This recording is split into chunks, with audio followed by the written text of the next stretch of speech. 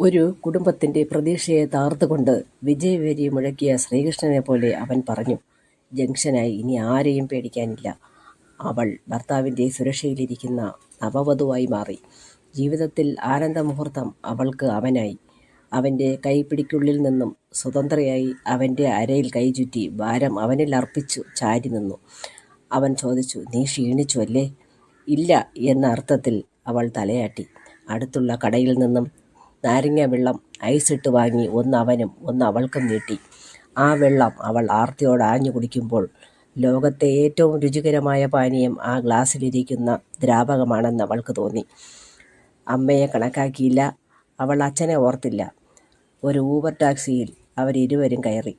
വരാനുള്ളതെന്തെന്ന് ചിന്തിക്കാൻ തുടങ്ങിയില്ല. ഒഴുകി വന്ന വിയർപ്പ് അവൻ്റെ തുവാലയെടുത്ത് അവൻ തോർത്തിക്കൊണ്ട് പറഞ്ഞു, "നീ വന്നില്ലായിരുന്നെങ്കിൽ ഞാൻ വിഷമത്തിലായേനെ. കാരണം നമുക്ക് കല്യാണപ്രായമായെങ്കിലും നീ എൻ്റെ ജീവനാണ്. കാരണം നിന്നെ കണ്ടില്ലെങ്കിൽ എൻ്റെ മനസ്സ് പിടയുന്നത് എനിക്കറിയാം. അത് ആർക്കും പറയാനും കഴിയില്ല, അറിയാനും കഴിയില്ല." അവരുടെ കിന്നാര വർത്തമാനം കേട്ട് ടാക്സി ഡ്രൈവർ ചോദിച്ചു, "രജിസ്റ്റർ കഴിഞ്ഞോ? അതോ ഇല്ലേ?" "ഇല്ല ഏട്ടാ, രാവിലെ രജിസ്റ്റർ ഓഫീസിലെത്തും.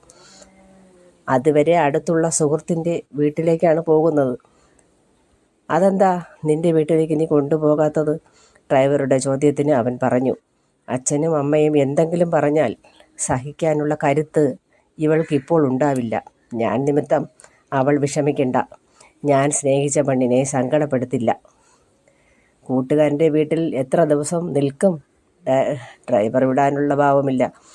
അവൻ ക്ഷമയോടെ മറുപടി പറഞ്ഞു, "കൂട്ടുകാരൻ്റെ കെയർ ഓഫിൽ ഒരു വീട് വാടകയ്ക്കെടുക്കും."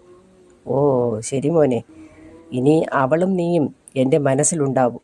നന്നായി വരണം. പക്ഷേ എനിക്ക് സങ്കടമുണ്ട്. എനിക്ക് നിന്നെപ്പോലെ ഒരു മകനും മകളും ഉണ്ട്. നിന്റെ കൂടെയുള്ള പെൺകുട്ടിക്ക് എങ്ങനെ ഇതൊക്കെ കഴിഞ്ഞു? അവളുടെ അമ്മയ്ക്ക് ഇവൾ മാത്രമേ ഉള്ളൂ. അച്ഛൻ ഗൾഫിലും. ഇവളുടെ അച്ഛൻ്റെ കൂട്ടുകാരനാണ് ഞാൻ.